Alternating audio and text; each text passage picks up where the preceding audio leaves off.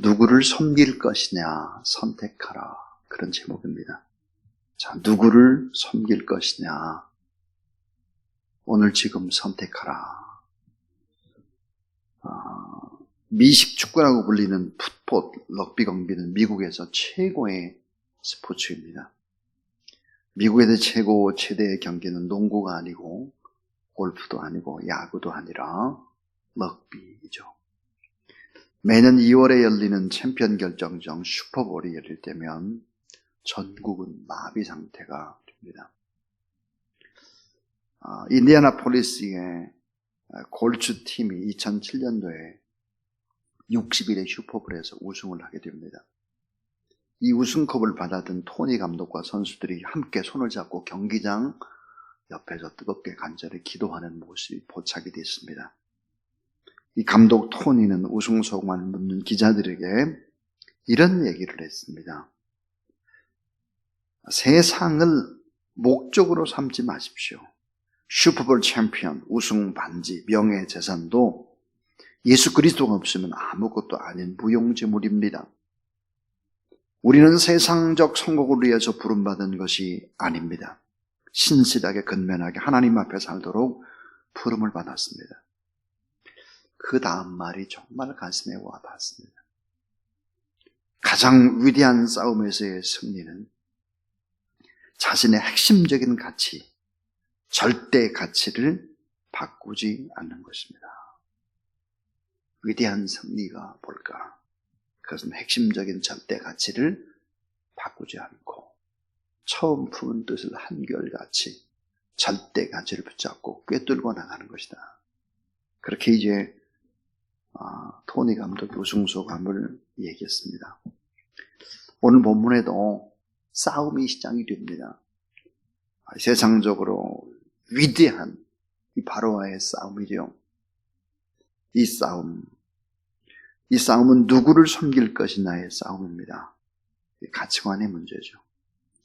이 바로는 세상을 전지전능하신 또 하나님의 복에 근원이신 하나님을, 그러니까 세상을 섬길 것이냐 하나님을 섬길 것이냐, 이거의 싸움인 것이죠. 자, 애굽에서 내려지게 될 10가지의 죽음의 재앙, 10가지의 기적은 그 바로 시작이 어땠는가? 나일강을 치는 것입니다. 그 나일강이 핏빛으로 바뀌는 것이죠.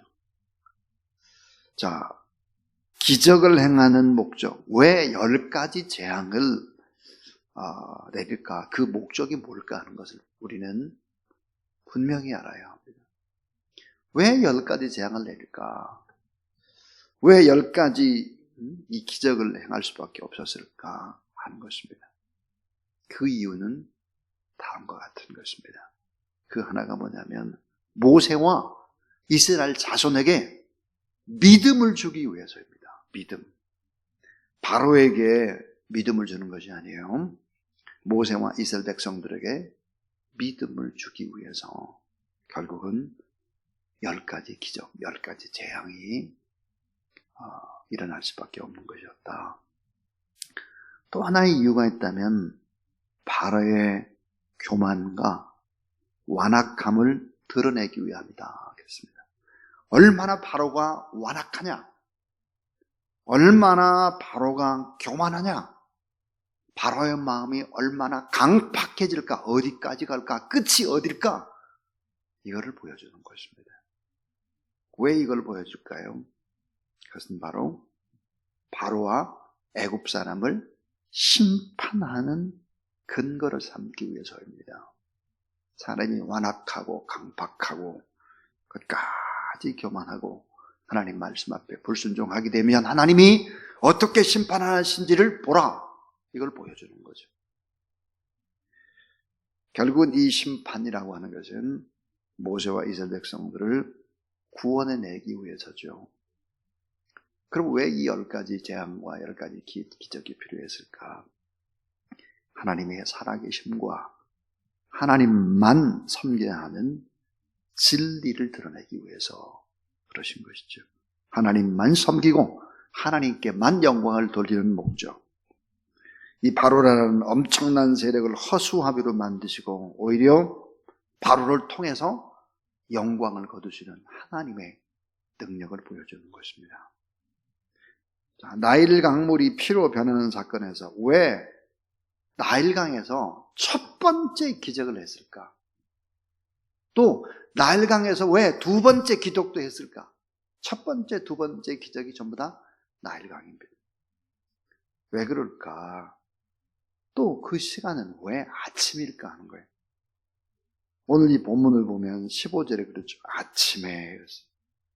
아침에 너는 바로에게로 가라. 보라, 그가 물 있는 곳으로 나오리니 너는 나일 강가에 서서 그를 마시며 그 뱀됐던 지팡이를 손에 잡고 그에게 이르기를 그랬습니다. 왜 나일강에서 첫 번째, 두 번째 기적이, 그리고 또 왜 그건 아침일까 하는 거예요. 그 이유는 뭘까 하는 것입니다. 여기서 우리는 중요한 교훈을 몇 개 발견할 수 있습니다. 그 첫 번째 교훈입니다. 첫 번째는 따라하세요. 아침에 싸움은 시작된다. 아침에 싸움은 시작되는 거예요. 이른 아침에 싸움이 시작이 되는 것입니다. 다시 말하면 아침을 선택하라, 아침을 점령하라 하는 거예요. 사역의 시작은 이른 아침이다. 참 중요한 얘기죠, 이게.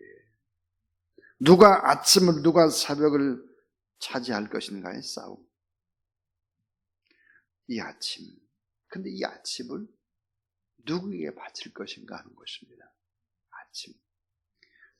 놀랍게도 만나가 내리는 것도 여러분 새벽입니다. 아침. 홍해가 갈라지는 것도 새벽입니다. 요단강이 갈라지는 것도 새벽이죠. 여호수아가 여리고성 돌고 기적을 일으키고 이거 전부 다 시작이 다 새벽이에요. 새벽. 그러니까 새벽을 누가 차지하느냐, 이 싸움은 너무 중요한 것이죠. 애굽 사람들은 아침 일찍 나일 강변으로 나왔습니다. 오늘 본문에 자, 바로도 아침 일찍 나올 것이다. 나일 강변으로. 왜 나올까? 제사를 드리러 나오는 거예요. 제사를. 아침 일찍 나일강을 숭배하는 것이, 나일강 자체가 신기해요. 그래서 케일이라는 학자와 델리치라는 사람은 나일강의 아침은 거대한 우상의 잔치였다. 그런 얘기를 하고 있습니다. 그러니까 나일강 자체가 신인 거예요, 신. 나일강한테 비는 거죠. 지금 일본의 신주쿠에서 온누리교회를 담임하고 있는 문봉주 목사님은 원래 외교관이었습니다. 우리 교회 유정희 목사님처럼 외교관이었었는데, 문봉주 목사님 쓴 책이 뭐라죠? 새벽형 크리스찬이라는 책이에요. 이 책에 서두에 이런 얘기를 하고 있습니다. 젊은 시절 새벽 설교를 위해서 날마다 꼭두새벽부터 일어나야 하는 목사님들의 피곤한 삶을 지켜본 나는 절대 목회자는 되지 않겠다고 결심을 했다. 그런데 내가 새벽기도를 생활의 중심축으로 삼는, 새벽기도의 환희에 몸을 부르르 떠는 크리스찬으로 변화되리라고는 꿈에도 생각해 본 적이 없다. 새벽 예배에 참석하지 않고는 하루를 시작할 수 없는 정도로 변화시켜 주신 주님의 은혜 앞에 무릎을 꿇을 뿐이다. 나는 뱃속에서부터 예수 그리스도를 믿기 시작한 사람이다. 그러나 42살이 되어서야 하나님을 의지적으로 믿고자 결단을 했다. 그동안 어두운 행각을 주님께 고백하고 엎어졌을 때 세상의 의식에 억눌려 있던 나는 주님께 겨자씨 만한 작은 공간밖에 내드리지를 못했다. 그렇지만 주님은 그 겨자씨만한 공간 속에 들어오셔서 나를 이끌기 시작했다. 그랬습니다. 이 문봉주 대사님 42살 때 어떤 일이 벌어졌을까?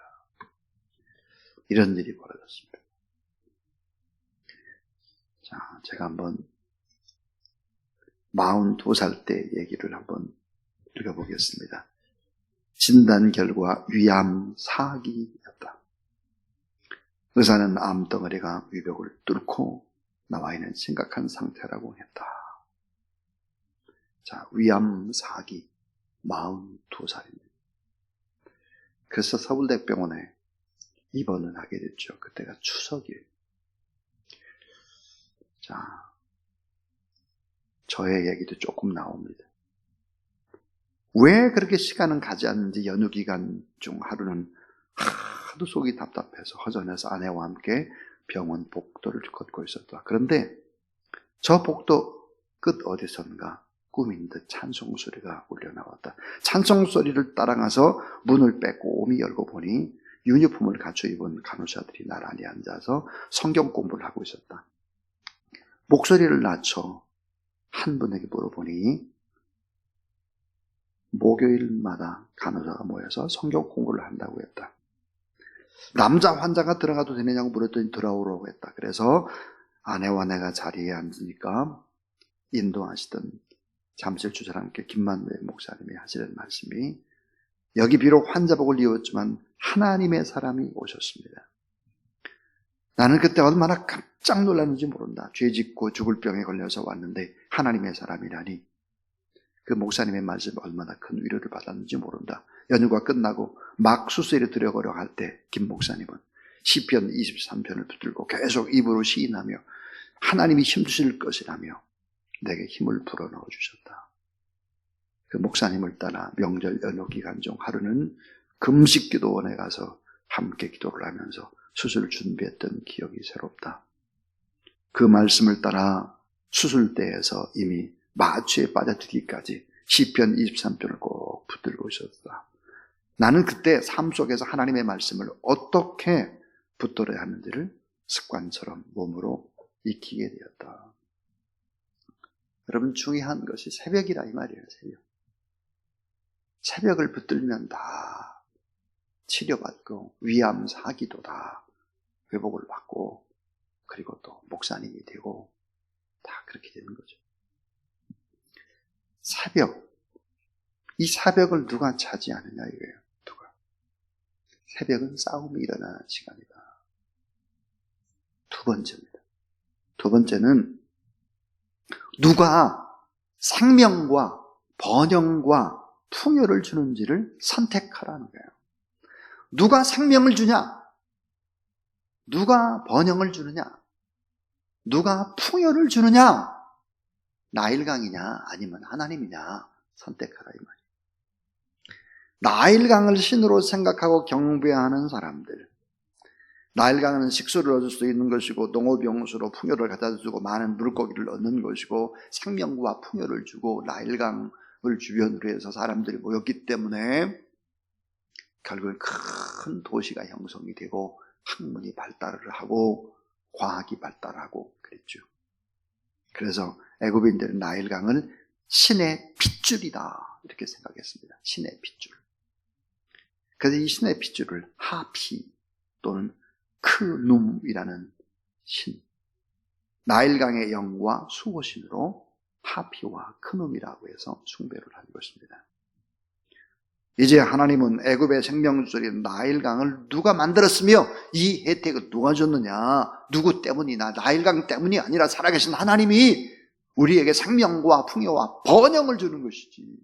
개인이 잘 되게 하고 가정의 행복을 주고 나라 민족의 번영이라고 하는 것도 하나님이 하는 것이지 나일강이 하는 것이 아니다. 모세의 나무 지팡이와 바로의 황금 지팡이는 비교가 되지 않습니다. 이 바로의 황금 지팡이는 금으로 만든 갈고리 지팡이를 늘 이 바로는 가지고 다녔다는 거예요. 하나님의 권세가 모세의 지팡이에게 임했을 때 어떤 일이 벌어지나요? 모세는 살아있는 신으로 추앙받는 바로를 마치 재판장 앞에 끌려온 죄인처럼 대합니다. 모세가. 영적 전쟁에서 담대하죠. 언제나 담대함이 중요합니다. 자신감이 중요하죠. 자, 모세는 신으로 추앙받는 바로를 재판장에 끌려온 죄인처럼 대합니다. 모세는 바로에게 그리고는 19절 말씀에 뭐라고 말하냐, 이렇게 말하는 거예요. 여호와께서 또 모세에게 이르시되 아론에게 명령을 내려 내 지팡이를 잡고 네 팔을 애굽의 물들과 강들과 운하와 못과 모든 호수 위에 내밀라 하라. 그것들이 피가 되리니 애굽 온 땅과 나무 그릇과 돌 그릇 안에 모두 피가 있으리라 그랬습니다. 하나님의 말씀을 듣지 않아가지고 이런 무서운 재앙들이 임한다. 바로의 불순종 때문에 날강이 피로 변하고 물고기 죽고 썩어 악취가 나고 모든 애굽 땅에 미리 떠다 나온 물에도 전부 다 핏빛이 서리게 되는 것이죠. 하나님은 지팡이를 든, 특별히 금 지팡이를 든 바로를 징계하고 그들이 생각했던 신 하피와 크놈이라는 신을 쳐버리는 것입니다. 파괴시키는 것이죠. 그래서 진정 애굽 땅의 주인이 바로가 아니라 하나님이다. 진정한 풍요를 주는 신은 나일강의 신이 아니라 하나님이다. 이것을 보여주는 것이죠. 여러분도 아마 종종 봤을 것입니다. 저도 자주 봤습니다. 저희 교회가 있던 곳이 잠실 원동이었기 때문에 그저 한 5분 정도만 걸어가면 한강입니다. 한강. 수능이 다가오면 한강을 바라보면서 비는 거예요. 한강. 저희 어머님이 사시던 공주 금강이라고 하는 쪽을 가보니까 금강으로 똑같아요. 강에 나와서 비는. 강에 나와서. 자, 누가 생명을 주느냐? 누가 풍요를 주느냐? 누가 번영을 주느냐? 하나님이다. 이것을 말씀하는 거죠. 자, 마지막 세 번째 이야기입니다. 이 마지막 세 번째는 뭘까? 하나님을 섬길 것인지 바로를 섬길 것인지 선택하라는 것입니다. 이런 싸움이다. 오늘 이 말씀 속에서 모세와 아론이 나일강을 치니까 물이 피로 변하고 이런 기적을 행할 때 어떤 일들이 벌어지는가 하는 거예요. 22절을 보면 애굽 요술사들도 자기들의 요술도 그와 같이 행함으로 바로의 마음이 완악하여 그들의 말을 듣지 아니하니 여호와의 말씀과 같았더라. 바로가 쉽게 오케이 하지 않을 것이다. 금방 항복하고 손을 들지 않을 것이다. 끝까지 갈 때까지 갈 것이다. 자기가 가지고 있는 모든 카드를 다 쓰고 나서 결국은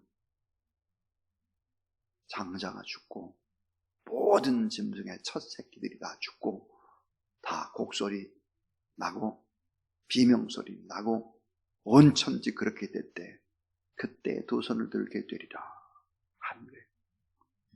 인간은 얼마나 교만합니까? 끝없이 어떻게 되나요? 끝없이 계속해서 22절에 보니까 하나님을 상대화시키는 것입니다. 인간 수준으로 하나님을 생각하는 것입니다. 어리석은 거죠. 인간의 교만입니다. 인간은 쉽게 변하지 않는다라고 하는 사실들을 우리는 알아야 합니다. 예수 그리스도 처음 공생의 시작 40일 광야에서도 마귀는 시험을 하죠. 예수 그리스도의 최후에 겟세마네의 기도, 내 뜻대로 마옵시고 아버지의 뜻대로 하옵소서입니다. 진짜 힘든 싸움, 이 싸움의 대상은 누굴까 하는 거예요. 정말 힘든 싸움의 대상은 누구일까? 그것은 마귀보다 더 힘든 상대가 있는 거죠. 바로 나입니다. 바로 나. 바로라니까요. 내가. 바로 나예요. 바로 나. 이것을 바꾸기가 너무 어렵죠. 가치관을 바꾸기가. 바로는 끝까지 끝까지 완악해진다니까요. 9가지 재앙에도 끄떡하지 않는다니까요. 모든 것을 다 쓰고 나서 도저히 안 될 때 뭐예요? 다 끝나는구나 이렇게 될 때까지, 숨이 꼴까닥 넘어질 때까지 안 변하고 버틸라고 하는 것이 무서운 인간이다. 그래서 예수님께서 따라하세요. 나의 뜻대로 마옵시고 아버지의 뜻대로 하옵소서. 이게 우리의 기도해야 돼요. 우리가 변화되기 위해서 어떻게 될까요? 창조주 하나님만 섬겨야 돼요. 창조주 하나님만 섬기고, 나 자신을 이기고 마귀를 이길 수 있는 힘이 과연 뭘까? 말씀을 붙잡고 기도하는 거예요. 이거 안 하면 지는 것입니다. 새벽에 이거 안 하면 지는 거예요. 우리가 확실히 해야 돼. 따라하세요. 말씀과 기도로 거룩해지니라. 네, 바울이 말했습니다. 하나님이 말씀하신 것이죠. 마귀를 이기는 힘, 나를 이기는 힘이 어디 있는가? 말씀을 붙잡고 아침에 기도하는 거예요. 자, 기도와 예배의 자리는 뭘까요? 성령의 발전소예요. 성령의 발전소. 내 힘으로 안 되는데 내가 말씀을 붙잡고 기도한 성령의 발전소에서 힘이 나오고 능력이 나오는 거죠. 스펄전이 이런 유명한 말을 했습니다. 기도하지 않고 성공했으면 성공한 것 때문에 망한다. 기도하지 않고 성공했으면 성공한 것 때문에 망한다. 예배와 기도, 이 과정을 통해 성공하면 겸손해진다. 기도하지 않고 성공하면 교만해진다. 그랬습니다. 우리는 알아야 됩니다. 이 피조물을 섬기는 우상숭배를 금하고 복의 근원이신 여호와 하나님을 경배하라. 복의 근원이신 하나님을 경배하고 창조주 하나님을 경배하고, 그렇게 겸손히 말씀 앞에서 나를 낮출 때 나를 이길 수 있는 거예요. 바로 나를. 그리고 세상을 또 이길 수 있는 힘을 얻습니다. 그리고 어때요? 행복합니다. 자꾸 세상을 따라가려는 나를 아름답게 조율하는 시간. 악기다운 소리를 내기 위해서 튜닝하는 시간이 필요하잖아요. 이 아침은 바로 그렇게 튜닝하는 시간이에요. 조율하는 시간이죠. 하나님 앞에 생명의 만나를 공급받고 성령의 발전소에서 새 힘을 얻는 그런 시간. 그래서 결국은 누구를 섬길 것인가? 나는 오늘도 하나님만 의지하고 살아가리라. 변치 않는 가치관, 핵심적인 절대 가치를 또 붙잡는 시간. 그런 시간이 바로 새벽이다. 이 아침, 이 새벽에 또 승리하는 그런 여러분 다 될 수 있기를 주님의 이름으로 축원합니다.